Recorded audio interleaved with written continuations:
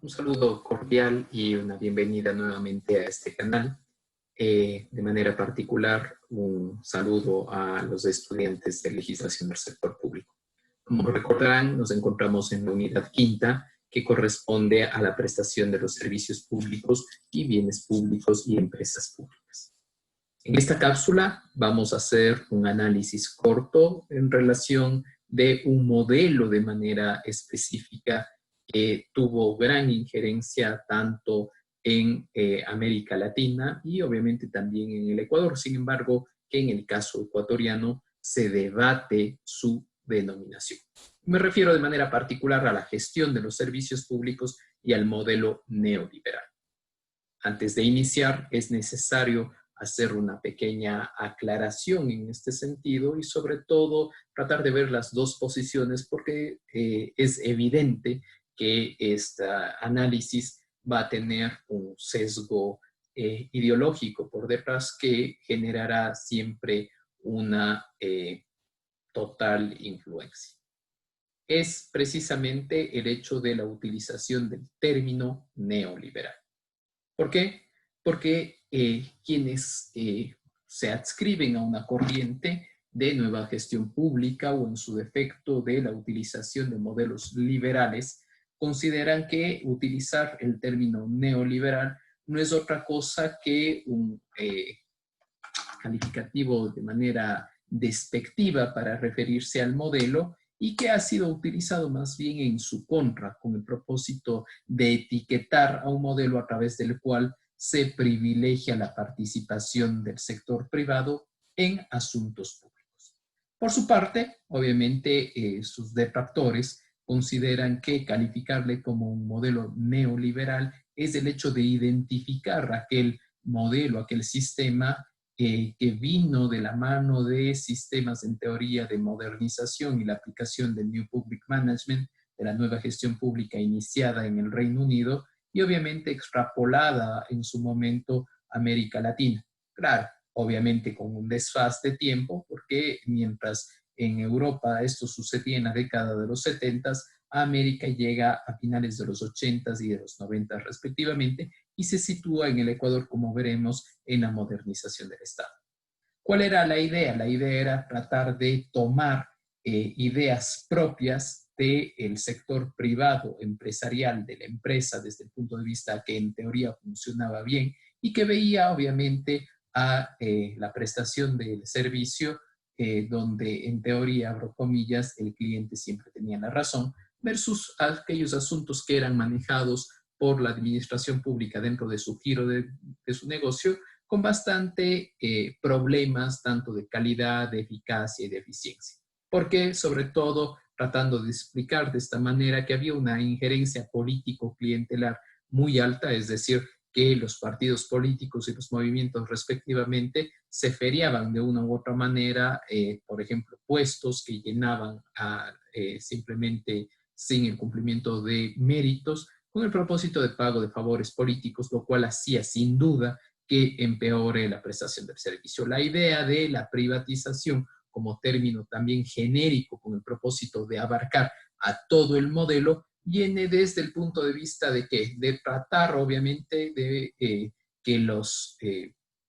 el modelo público entregue a las manos privadas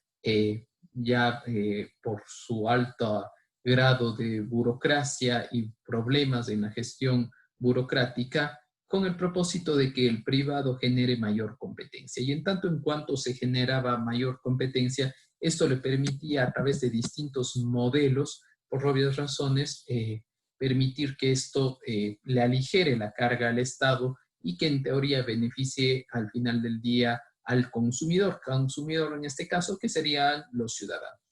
Uno de los modelos que más se utilizó en este sistema era precisamente la concesión. Y la concesión, el concepto básico es a través del cual se transfería a una persona física o jurídica la gestión de un servicio determinado, asumiendo el riesgo económico de la actividad concedida. Con lo cual, si ustedes quieren, a diferencia de la alianza público-privada, donde es una alianza ganar-ganar, aquí era obviamente un tema de riesgo. ¿En qué sentido? En el el sentido de que, si bien es cierto, al privado le podía ir muy bien, también le podía ir mal, pero era obviamente a consecuencia de su gestión y todo implicaba también hacer un análisis costo-beneficio del servicio que se le iba a concesionar versus de ese servicio concesionado. Por obvias razones, el privado entregaba unas cantidades de dinero respectivas e incluso hasta porcentajes dentro de la propia gestión.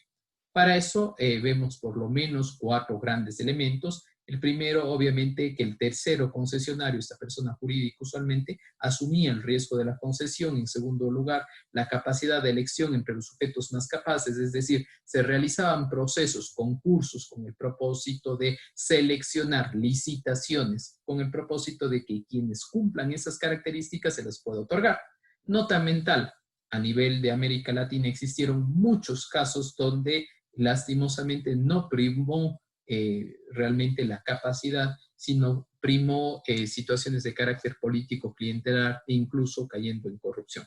Por obvias razones también la capacidad de fiscalización de la administración, es decir, que al tratarse de un contrato se establecían cuáles eran los parámetros del cumplimiento y en tanto en cuanto estos no se podían cumplir, por obvias razones se podía declarar obviamente la terminación respectiva. Y por obvias razones, a diferencia de la idea básica de privatización, donde se entregaba totalmente el bien o el servicio a un tercero, en la concesión había la posibilidad de la reversión respectiva.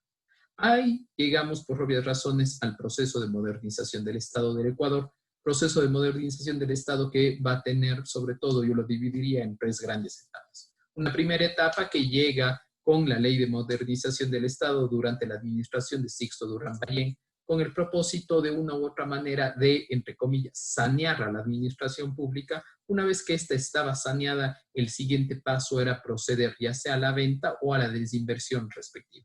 Un segundo momento que va a llegar por su parte con la institucionalización y ya con un marco jurídico mucho más regulado que le iba a prestar la Constitución de la República de 1998.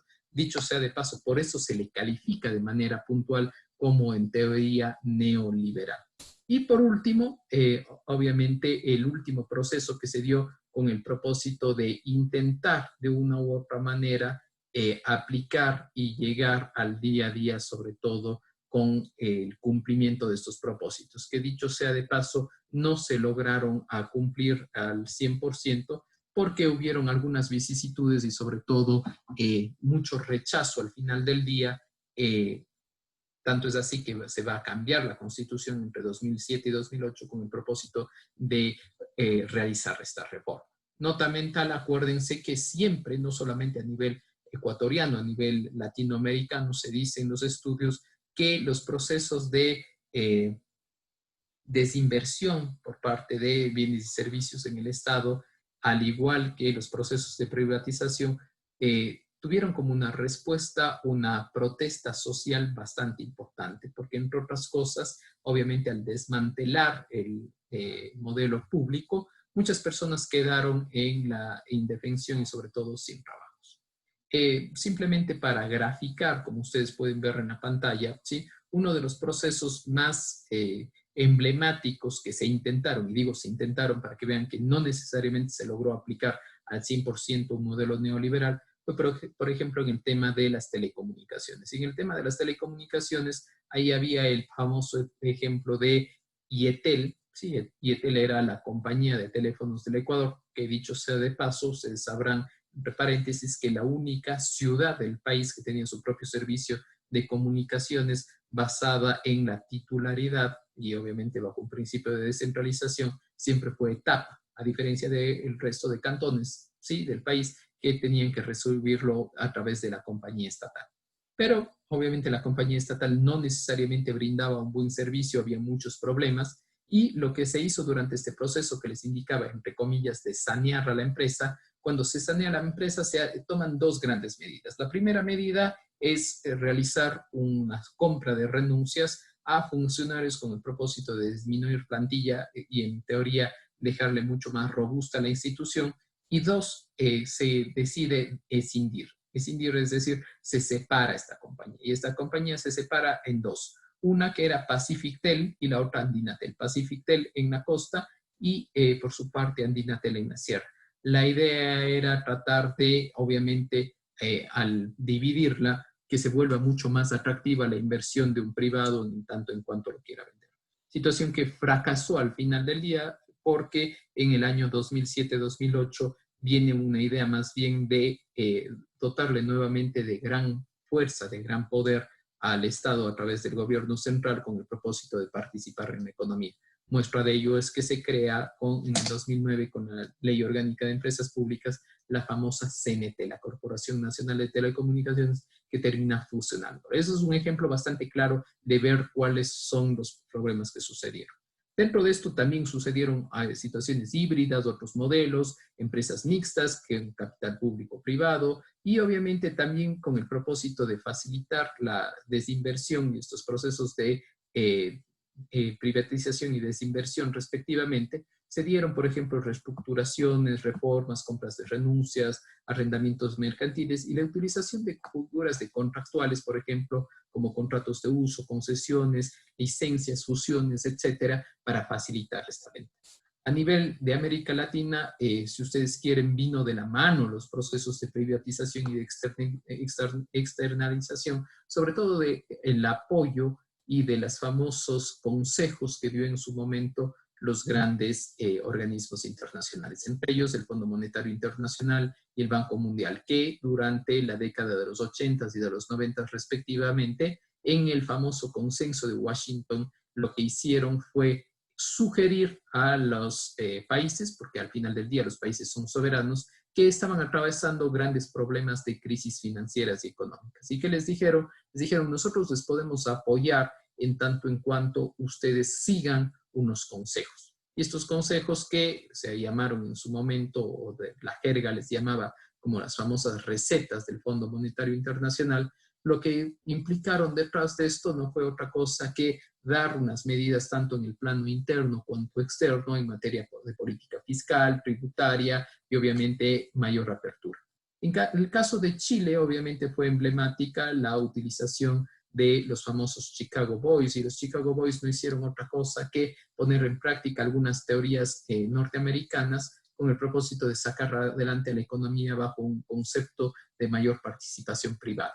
Simplemente para graficar lo que yo ya decía anteriormente, sí, la situación de las privatizaciones no fue tarea fácil, al contrario, generó muchos malestares y mucho conflicto social. En el caso mexicano, por ejemplo, se pasó de 1.155 empresas públicas a menos de 80 en 1994. Es decir, una disminución total. Y esa disminución se dio precisamente acusándole al Estado que era un mal administrador y que mantenía unos grandes elefantes blancos sin movimiento. Sin embargo, no se saldó tan sencillo.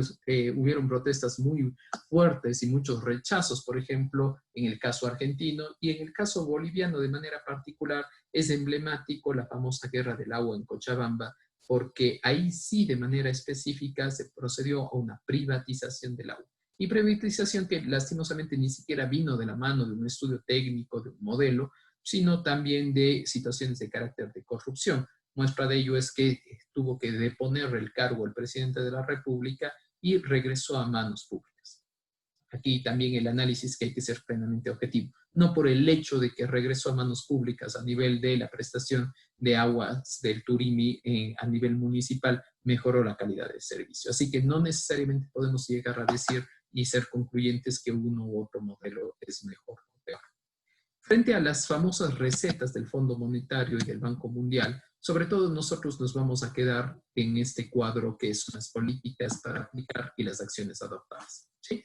Las políticas a aplicar era obviamente los grandes conceptos, las grandes guías, lineamientos que otorgaba la institución y esto cómo se transformaba en el día a día.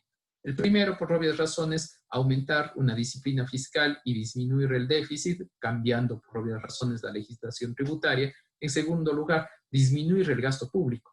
Dicho sea de paso, si usted está viendo esto y sobre todo está en el 2020, está en junio, se va a dar cuenta que muchas de estas mismas consejos en teoría o recetas del fondo son exactamente las mismas que se están dando ahora. Claro que suceden casi 30 años después, pero las directrices suelen ser similares. La reforma fiscal con el propósito de reestructurar la administración tributaria, que sí sucedió, por ejemplo, de la mano de un cambio a través del SRI, lo cual obviamente fue bastante positivo porque es una institución bastante solvente al respecto. Una liberalización financiera que generaba una menor regulación del Estado, nota mental, esto trajo consecuencias muy lamentables para el caso ecuatoriano, por ejemplo, en el caso específico del feriado bancario. ¿Por qué? Porque, entre otras cosas, la desregularización total hizo que existan algunos abusos. Claro que algunos políticos de la época, entre ellos, por ejemplo, el señor Sixto Durán Ballén, siempre sostuvo, al contrario, que esto no era así y lo que había sucedido al final del día era que el sistema colapsó, entre otras cosas, por la guerra del CENEPA que estuvo por detrás, entre otras situaciones. Las formas de tasas de intercambio competitivas a través de una devaluación de la moneda que se pudo hacer hasta el año 2000, en el año que nos dolarizamos. Fíjense ustedes que cuando estaba Abdalá Bucaram Ortiz en el poder, estamos hablando de 1996, él intenta, con la aplicación de la asesoría del señor Domingo Cavallo, no hacer una dolarización, sino una convertibilidad. Y más o menos, sí, el cambio que se tenía en esa época era de 12.500 sucres por dólar. Y obviamente cuando llega a suceder 4 años después, se duplica, situación que llamaba poderosamente la atención. Una liberalización comercial a través de la aplicación de tratados de libre comercio que no se logró realizar sino hasta el año 2016 y 2017 respectivamente con la Unión Europea. No con el nombre de Tratado de Libre Comercio porque, entre paréntesis, los TLC parecen una mala palabra en el Ecuador, sobre todo porque venían de la mano de Estados Unidos, sino a través de la denominación de un acuerdo comercial. La promoción de la inversión extranjera con incentivos fiscales, la privatización de las empresas públicas o la externalización, que es en donde nos centramos nosotros aquí con el propósito de que decían, te doy el préstamo en tanto y en cuanto tú le vayas a sanear a la empresa con el propósito que exista participación privada. El caso emblemático en el caso ecuatoriano es, por ejemplo, lo que sucedió en la concesión del agua potable y el saneamiento en Guayaquil, a través de una empresa tercera que obviamente ganó la licitación, que es Interagua, que a lo largo del tiempo se ha ido cambiando de denominación y que obviamente ganó 30 años de esa concesión. ¿Sí? Empezamos a inicios del 2000 y todavía no termina. La otra es una desregularización de la economía con adopción de una economía de mercado. 1998 la Constitución toma para sí precisamente la idea de una famosa economía social del mercado. Y la protección, y la última, por obvias razones, la protección respectiva de estos derechos y a través de unas reformas constitucionales, sobre todo que apoyaban las situaciones relacionadas con la propiedad intelectual. Hasta aquí lo que queríamos conversar el día de hoy con esta cápsula. En la siguiente cápsula exploraremos en cambio qué sucede con los sectores públicos y la incidencia que estos tienen en el país, para después obviamente referirnos tanto a los principios que están por detrás de nuestros servicios públicos y terminar con la idea básica de nuestras empresas públicas en el Ecuador, tanto empresas que dependen del Ejecutivo, así como las que dependen de los gobiernos autónomos descentralizados y de las universidades respectivamente. Ha sido para mí un placer compartir con ustedes esta cápsula y obviamente no se olviden que tenemos a su disposición el Google Classroom, así como el correo electrónico en caso que tengan dudas. Si te gustó este video, no olvides darle like y suscribirte a esta página. Ha sido un placer, un gusto, hasta luego.